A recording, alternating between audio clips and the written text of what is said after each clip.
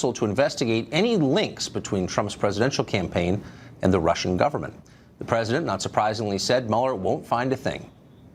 The entire thing has been a witch hunt, and there is no collusion between certainly myself and my campaign, but I can always speak for myself and the Russians. Zero. Believe me, there's no collusion.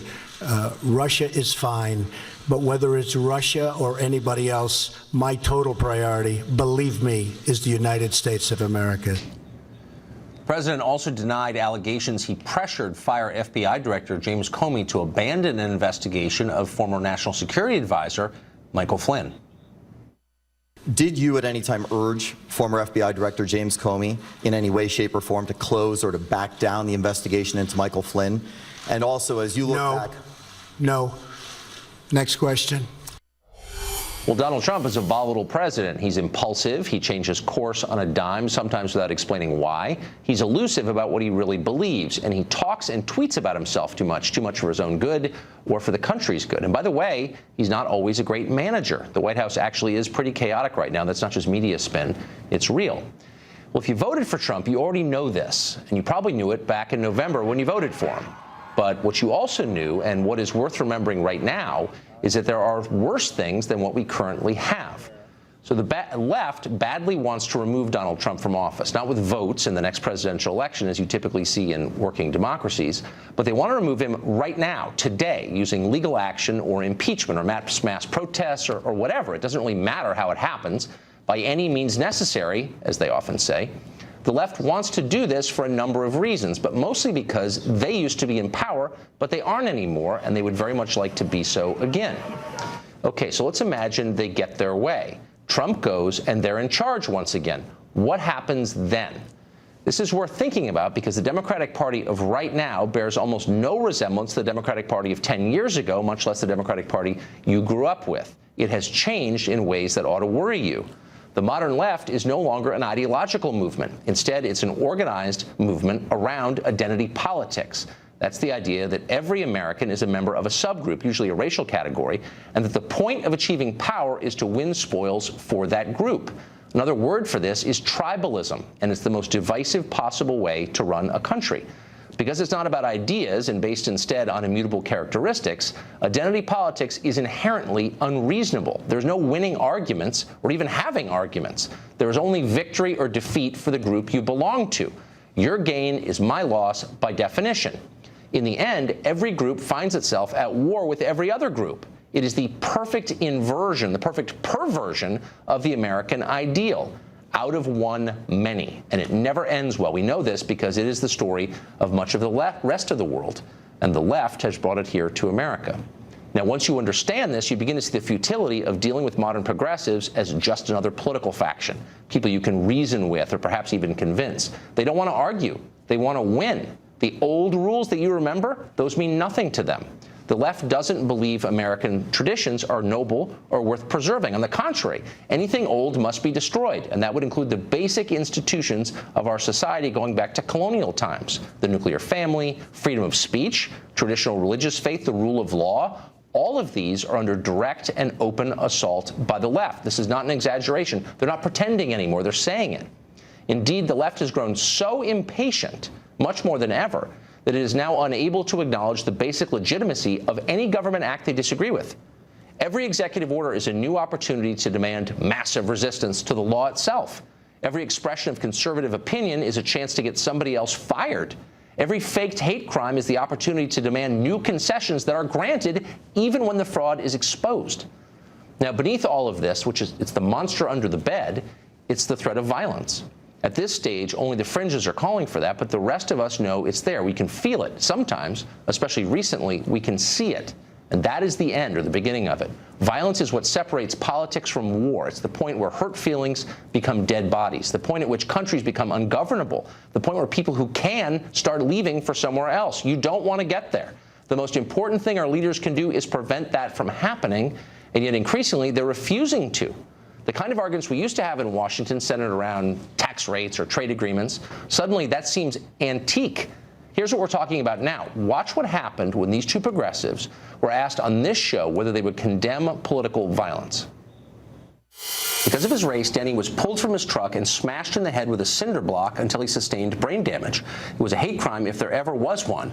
It all happened on videotape. A helicopter caught it, and it happened in Maxine Waters' city. But she did not denounce the attack. On the contrary, she all but endorsed the attack. That puts her outside the pale. Endorsing violence that's the line, and she crossed it. Right. Well, I don't know if we'd have our current president if that was the line. She has a right to say what she thinks. Is that a legitimate tactic to smash windows? That's not an effective tactic. Is it legitimate, morally legitimate? That's up to the people who organize it. So it's okay. There are times when using violence in America. I've never used violence. We've never advocated violence. I'm asking you a philosophical question, which you're capable of answering. I can't answer every question when violence is appropriate or not. I can't answer whether violence is appropriate or not. Okay, until they can answer yes, unhesitatingly, we are in danger. Dana Lash is a radio show host and the national spokeswoman for the National Rifle Association, and she joins us tonight. You saw those clips. You've been awake in America for the past 9 months. Do you think that the left is very different from what it was 2 years ago? And do you think they're ready to lead the country if they succeed in eliminating the president from office? Well, Tucker, thanks for having me. It sure does feel different, doesn't it? Yes. It feels way differently than it used to. I get the sense that, and this is what really troubles me, you mentioned tribalism.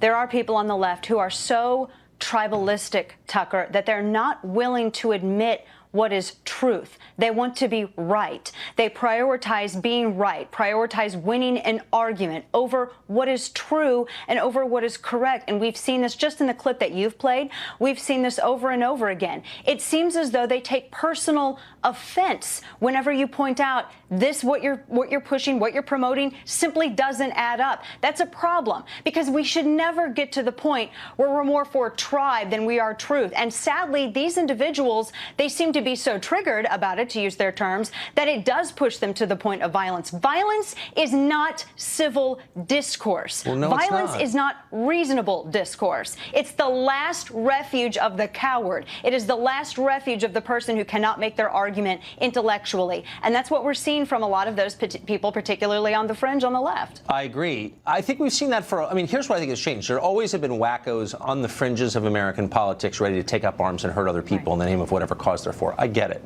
But what I am shocked by is that the leaders on the left haven't said anything about it. And when you press them, is it acceptable to shout down a speaker, to smash store windows, to take to the streets, block traffic? Those are acts of violence. They will not condemn them. That's different. No.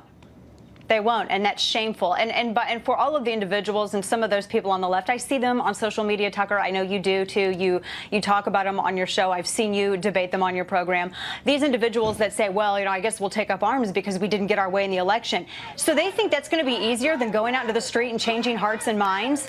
What a lazy response. They can't go out to vote, so what makes them think that they're going to be able to win some kind of conflict? It's insane. And elected officials need to be able, they are required.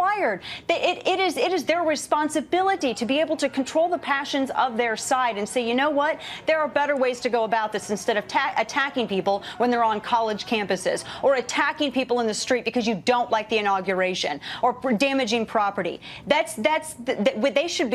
need to be more responsible for the passions, Tucker, that they are inflaming on their side. Yeah, because these are not partisan points. And by the way, I'd like to see leaders on both sides in the Congress make an articulate defense of basic American values. First among them, freedom of speech. Right. You have a right to say what you think is true, period. There are no hedges on that. Hate speech is not a legal category. That's all a lie. Someone to stand up for that and the right of people to do that without fear of violence. I don't hear anybody saying that. And why is that?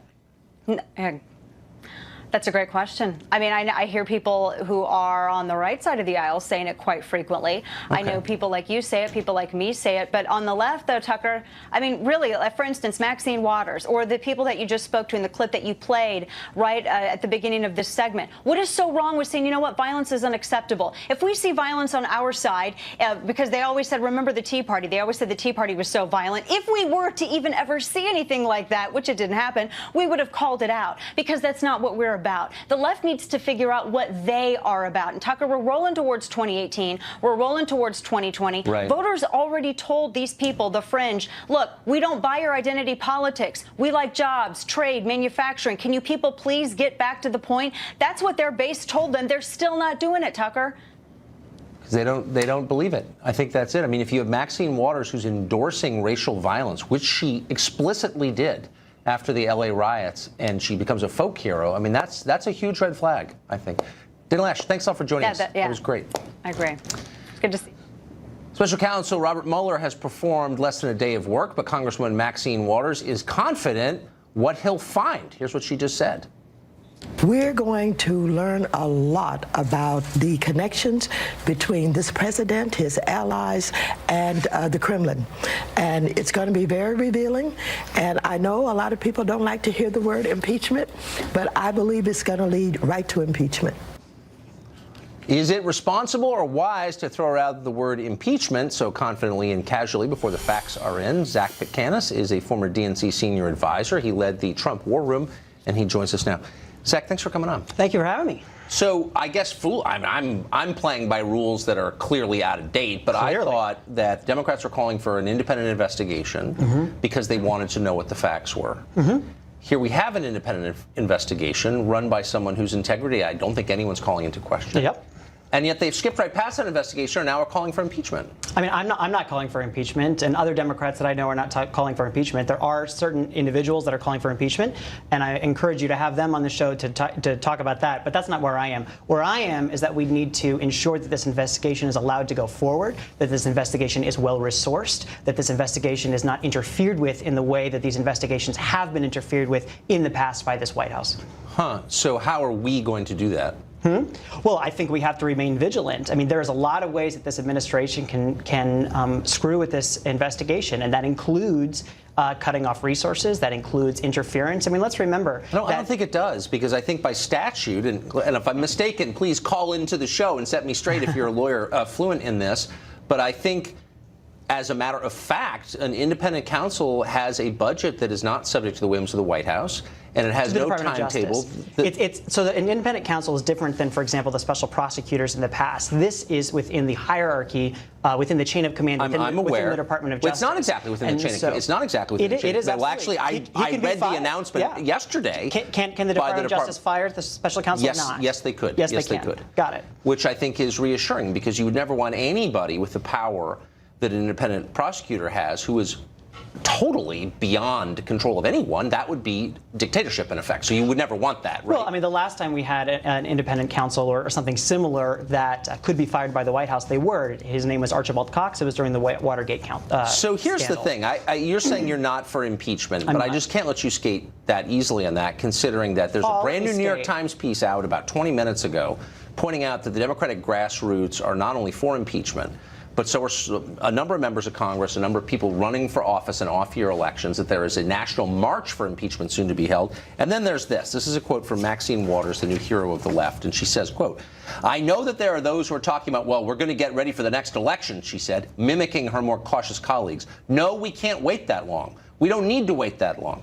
We need to impeach," she's saying. So basically, she's saying, I don't believe in elections. Look, I strongly encourage you to have Maxine Waters on. But what do you make of that? And she can speak for herself. I told you what I make of it. I think that we're not at impeachment. I think we're at investigation, and we need to ensure the investigation goes on, that it's not hindered by this White House, that we can actually get to the facts, because the facts that we know right now are pretty damaging. So here's the leader of Democracy for America. "We cannot have Congress sit back and watch this play out the same way it just did with Trump and his stooges obstructing another investigation. Congress needs to act now to impeach Trump." What you're seeing, and this is not made up, this is from the New York Times, okay?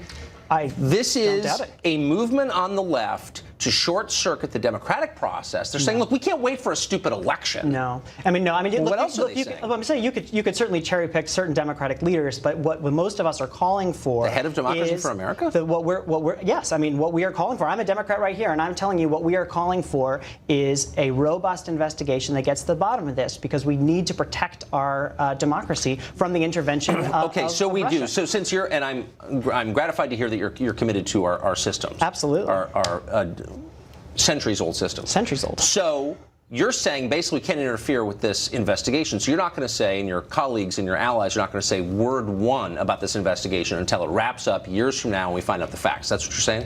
Talk about the investigation. The one run by Robert Mueller, yes. No, I mean, I think people can find a comment on the investigation. I don't understand how that's interfering with the investigation. Well, of course it is. Applying political pressure to someone, of course it is. If you're yapping on television, are you saying that Bob Mueller is susceptible to political pressure in the news? I'm saying his character is unimpeachable. What would and I be think it is outrageous. What would be I think it is point? outrageous that you would say that he would be susceptible to pressure in the news by us Democrats calling for it. I mean, it's just outrageous. No mortal man is above pressure, period. Got it. And so there's no reason to comment on this, is there, unless you were trying to apply pressure to Robert Mueller or the many attorneys working for him, which is a real thing. So why would you comment on it until it's done, until we get the facts? You called for this investigation in the first place. Why mess with it? The issue is not commenting on investigation. The issue is hauling the FBI director before you in the Oval Office and telling you to knock off the investigation. That is a problem. Okay. That is interference in the election. That is also over, and we've moved on to a step that you have been calling for months. And the White House acceded to pressure from the left. Which I'm thrilled about. Perhaps very foolishly. If you're thrilled about it, it's a bad sign for them. But they did it. I'm not the only one thrilled about it. Oh, I know. You have Republicans lining up on the Hill who are talking about how. But no. Once again, I don't care what the Republicans think. I'm just saying, you called for this, and now you're going to see your friends in the Democratic Party saying it's not enough. We need to remove him from power. We can't wait for voters to decide. Listen, will you stand up and say that's wrong? If you, I have said repeatedly on this show, that I think that impeachment is not the right move. That we need to be ensuring that this investigation goes through in a robust way. Okay, good. Well, then you know what? You're within the bounds as far as I'm concerned, and I hope that you stick to that position. I will. Absolutely. A belief in the rule of law and democracy. Zach, thanks a lot for coming on. Thank you, Tucker. Donald Trump destroyed Jeb Bush by calling him low energy, but now the White House is being accused of lethargy, weighed down by multiple scandals. Up next, Charles Krauthammer will be here with 5 ways the Trump administration can get back on track fast. Also, The Economist magazine predicted a Donald Trump presidency would amount to an economic catastrophe. We'll ask one of their forecasters why the sky remains firmly in place above our heads 6 months after his victory. Stay tuned.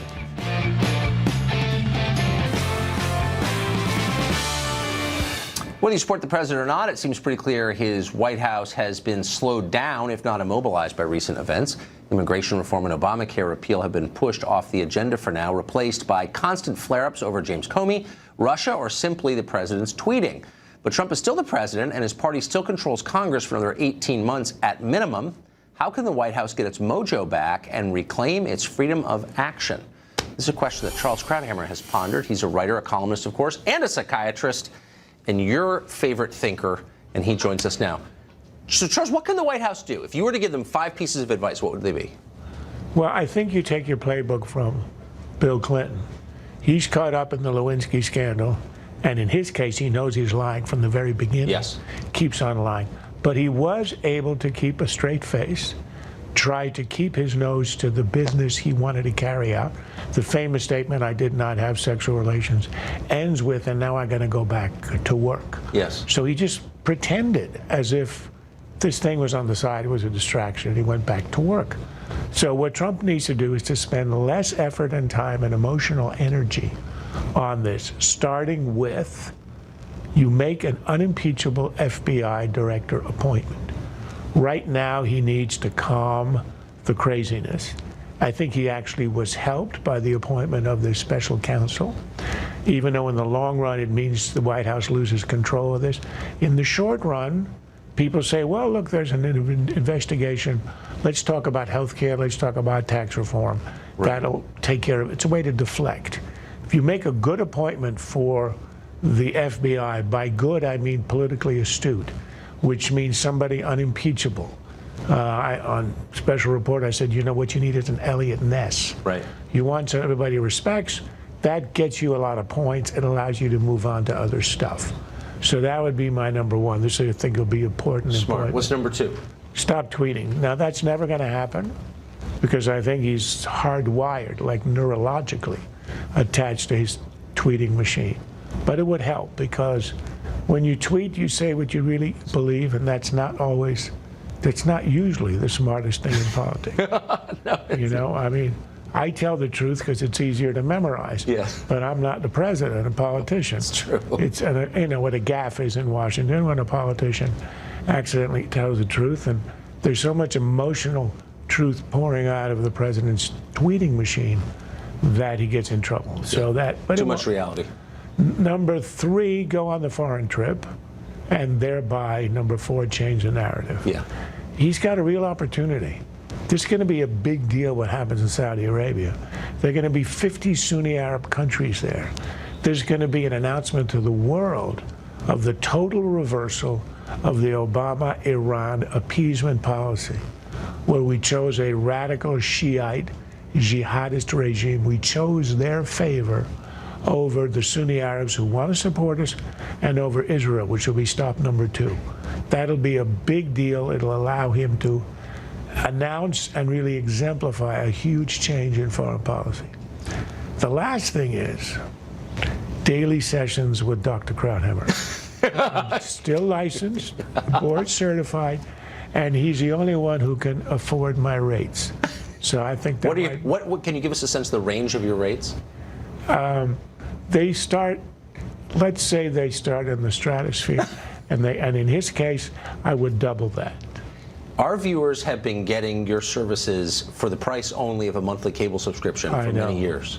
I'm truly underpaid. Last question. Do you think the president can follow at least the first 4 of these recommendations? Well, he's making his trip. He doesn't easily compartmentalize. He doesn't have that kind of almost psychopathic ability to make distinctions as Clinton did. Yes. I think he gets sort of into everything and it takes him over. So I don't think he can, but that's why he needs to see me probably for an hour a day for several years. Do you have visiting hours? By appointment only. Dr. Charles Krauthammer, fantastic. Thank you. Sure. Well, The Economist magazine predicted economic calamity if Donald Trump won. He did. The lights are still on. What happened? We'll talk to one of The Economist's expert forecasters next. Allow us to take you through a time warp to a distant, almost unfathomably different era, March 2016. Back then, when a Trump presidency still seemed ludicrous, a laughably unlikely possibility, The Economist magazine declared that Donald Trump was one of the biggest threats to the world economy. Well, American voters apparently don't read The Economist, and here we are 6 months later. The economy destroyed? Not really. Robert Powell is a senior consultant at The Economist Intelligence Unit, which made the gloomy predictions about Trump, and he is brave enough to stand and account for them. Thanks a lot for joining us tonight. One of my personal obsessions, not just with the Trump election, but just with all the predictions one hears in our business, is nobody ever stands up and says, I was wrong. So the pleasure of hearing you say that will make my day. How did you get it so wrong? Nothing will give me greater pleasure than making your day, but we haven't got it wrong yet. Remember, it's really? We're 4 months into a 4-year presidency. It's a bit like writing off the New England Patriots at halftime in the Super Bowl. So we'll see where we end up. But you're not completely wrong. And we were a little bit off in some places because it hasn't gone as badly as we'd feared at the start. In many ways, we'd avoided the worst, and we're still hoping a little bit for the best. So when I'm talking about the worst, I'm talking about global trade wars. Trump had branded China the biggest currency manipulator in history. He's now changed his mind for whatever reason, and he thinks that China isn't a currency manipulator. And at the same time, we're still hoping he will get some of these tax reforms through, which could provide at least some stimulus for business. I guess what bothered me about it, I think probably your macro view on this is probably right, not on Trump, but on trade bringing prosperity, et cetera. But your analysis seemed to ignore the nature of the distribution of the wealth. So, one of the reasons Trump was elected is because a small number of people got really rich during the Obama years, but the middle class languished. You're seeing that same phenomenon across Western Europe. Isn't that something that policymakers need to address, or else you're going to get a lot of political chaos as a result? Is that something that you factor in? It's absolutely right. Yeah, inequality is a massive problem, and you see kind of a loss of faith in American institutions has come alongside a big increase in inequality. Back in 1980, say in the UK, but it's the same with the US, the average CEO's executive pay was 30 times more than your average worker. It's now about 135 times your average worker, and that's obviously a major, major problem. The problem is that Trump's policies are only going to make the inequality a lot worse. it's pretty peculiar to see him giving tax giveaways for people who are handing over $5.5 million in their estate. Wait a second. Now you're rewriting history. Odd. Well, hold on. And I would agree with you that that policy is inconsistent with what he ran on. But when you guys made your prediction, he wasn't saying anything like that. He wasn't saying, I'm going to staff my White House with Goldman Sachs guys. He was making a pretty straight populist economic argument. And that was repugnant to you and to policymakers and elites across the globe. And my question is, have you looked inside and said, maybe we should have paid more attention to the suffering of the middle class then, and this wouldn't have happened? Well, the problem is we want, obviously, just mention like yourself, what's best for everyone. And if you have populist policies, the reason they're called populist typically is because they sound really great, but in reality they don't work at all. I mean, we are as an organization committed to free trade, and the reason why we're committed to free trade is because it makes goods cheaper for everyone. And the people who generally buy imported goods are those on a lower income. And if you therefore put up trade barriers, it pushes up the costs of these imported goods, and those who suffer the most are those who can least afford it. So we absolutely had that in mind when we were opposing Donald Trump's presidency. I've heard this argument for decades, in the idea that the middle class needs more brightly colored plastic garbage from China, and if they don't get it cheap, everything will fall apart. It ignores the real problem, which is their wages are stagnant or falling. So, but let me ask you really quick. So you said he's as big a threat to the world as ISIS, I think, in your prediction. Entirely accurate. No, we said it's definitely not accurate. I know. That's why I'm bringing it up. Threat to the global economy, which is a bit of a different approach. We thought he wasn't. We thought he was, in fact, a bigger threat to the global economy from a terrorist attack. I mean, it is an extraordinarily gloomy reality that terrorist attacks are a fact of life these days. But even if you look at the Brussels attacks, the stock markets went up. It's a peculiar counterintuitive trend. But when you look at who is actually going to be the most powerful man in the world, and he was such a unique candidate, and he's still a unique president, well, then you have to take that into account in terms of our global macroeconomic forecasts. But it's a little, there's an internal contradiction here. Maybe you can explain. So you guys are for markets, obviously. I mean, you believe in market principles. Markets are wise over the long run. But markets responded positively to the election of a guy you said would destroy the global economy. So who's right? You or the markets? Why would they do that? Yeah, no, we're such beautiful fools. Yeah, it really did shock us the way it went up, and of course the dollar strengthened as well. But there was a certain amount, remember that phrase, irrational exuberance. We'll see how long it lasts. Yesterday was kind of a good example of a huge stock market fall for something that we had forecast, which is under a Trump presidency, you get quite a lot of political chaos. And that's something we're just kind of seeing snowballing over time. But you're right, the stock market has absolutely outperformed, but we're a little curious as to how sustainable this is. And a lot of it depends on him getting through that agenda. And he's not made any meaningful outreach to the Democrats, even though he's aware he needs to do that eventually. Yeah, I'm just losing track of whether markets are rational or not. I mean, are they rational or not? Well, they're rational the day you're on them. They change every single day. They move in line with the news, just as we all do. Thanks a lot for joining us tonight. I appreciate it. Pleasure. Well, the alleged President Trump and Russia have already received more print and television coverage you can consume in your entire life, though we're not daring you to try that. Up next, we'll talk to a professor who says the whole story is a lie, a big lie. Well, it took only a few decades of bad reporting, but the New York Times has finally admitted that the gender pay gap has nothing to do with sexism. You may have missed it, but in a recent article, Times reporter Claire Kane Miller pointed out that what has actually been obvious for a long time, quote, the gender pay gap is largely because of motherhood.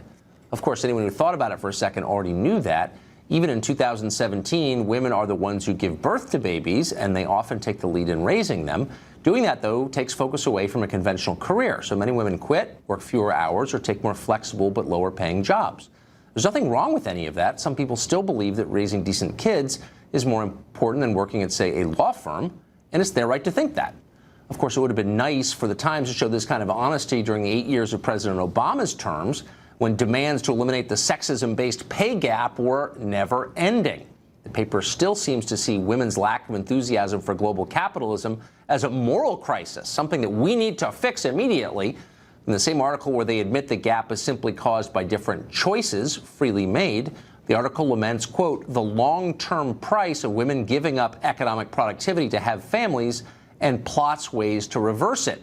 Because nothing is more important than adding to the sum total of globalism, even your kids. That's the Times position anyway.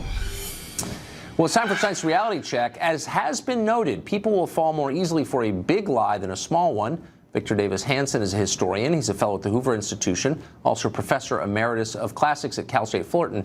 He says the entire Russia story we've been talking about for months is just such a big lie created by the Democratic Party with the help of a credulous media. Victor Davis Hanson joins us tonight. Professor, you're saying that this whole thing is just nonsense. Is that what you're saying? Yeah, I think you have to go to the origins and the causes, the methodology, and the objectives. I mean, this whole thing started during the nomination process when a Never Trump people commissioned a dossier by a retired British agent, the so-called Fusion Christopher Steele dossier that was pretty much ridiculous.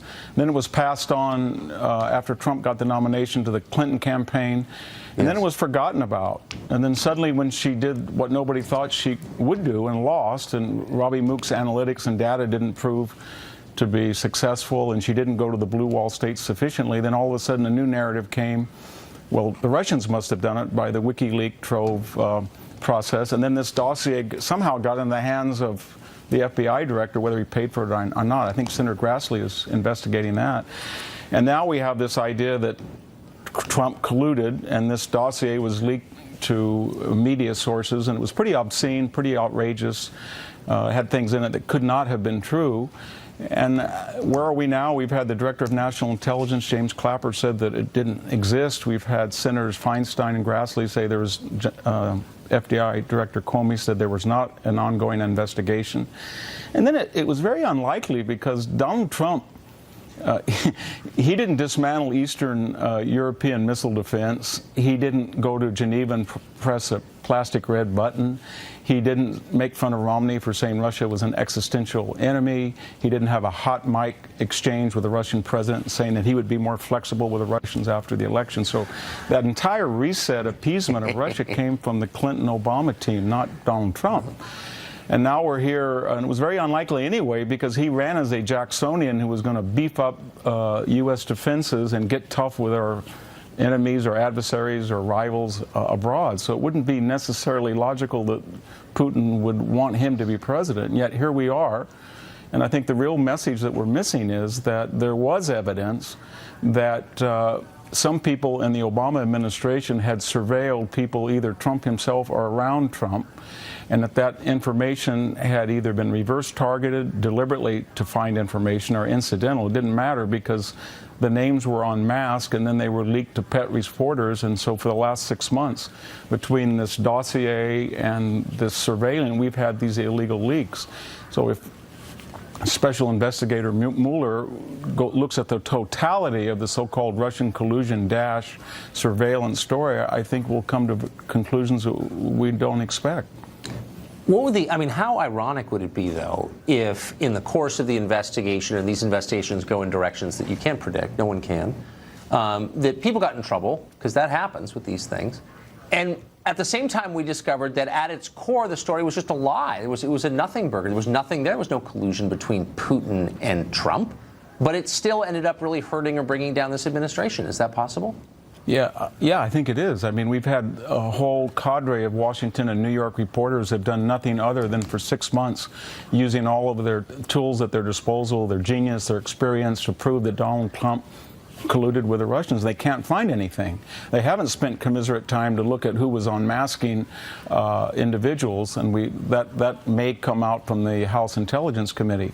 But what we're seeing here, I don't want to be too dramatic, is sort of historically a slow motion coup where you have a nexus of celebrities, academics, the Democratic and progressive parties, and then you have the media, and they feel that they can delegitimize a president with 1,000 nicks, none of them insignificant in themselves, but they coalesce to build a narrative that Trump is inexperienced, that he's uncouth, that he's crude, that he's reckless.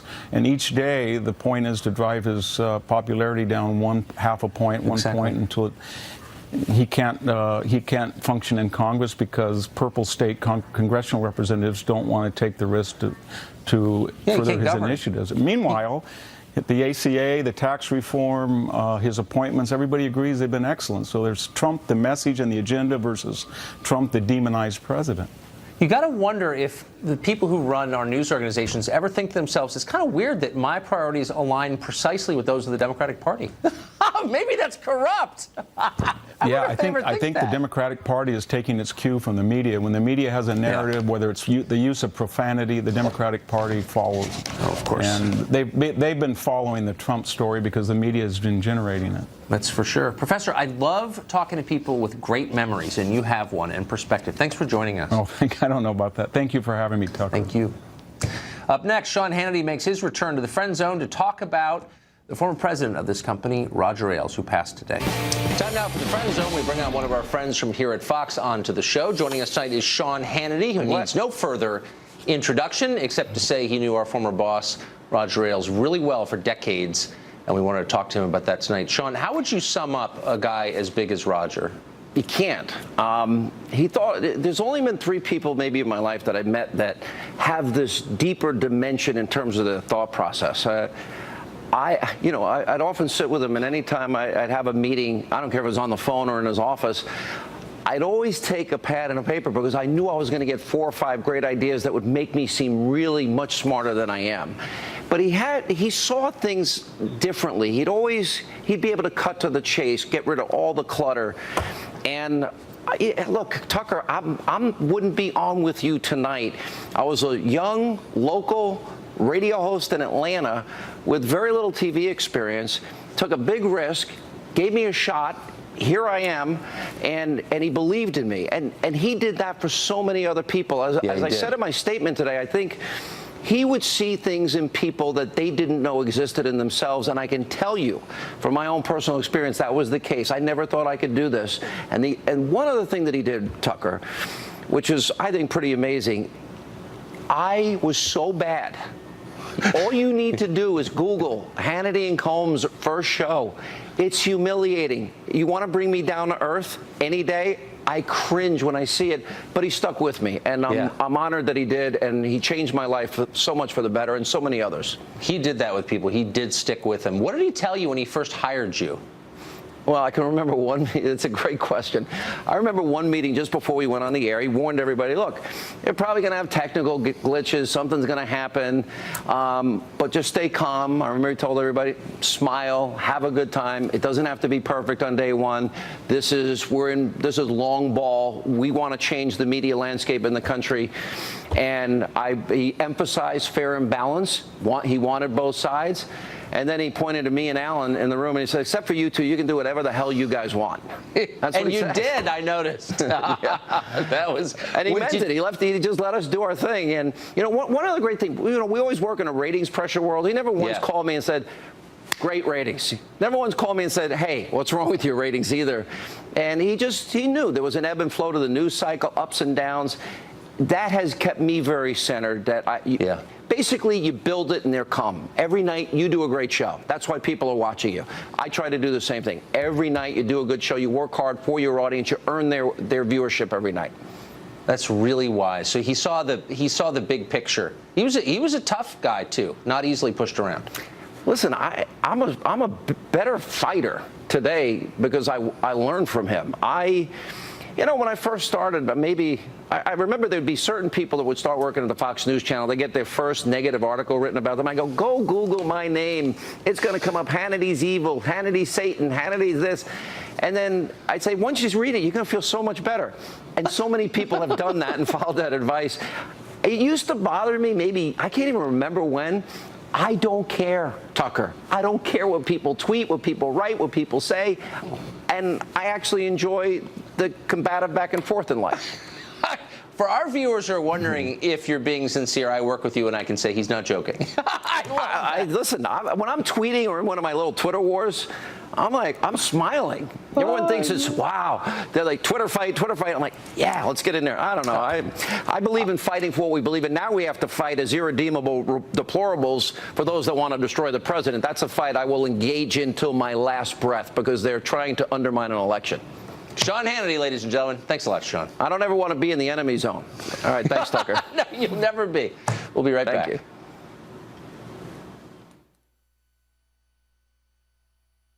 Best or nothing.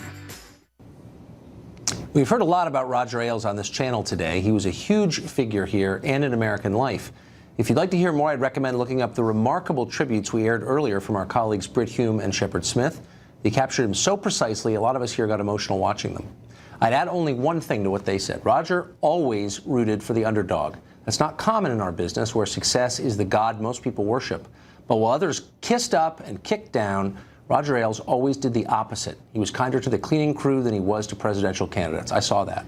When he picked fights, it was always with someone his own size, if not bigger, and he was always fearless. At Fox News, under Roger Ailes, an awful lot of people got second chances, sometimes third chances. Half my friends here washed out of somewhere else. Roger saw something in them, took pity, and hired them. I know because it happened to me, and I will always, for the rest of my life, be grateful for that. Roger Ailes, rest in peace.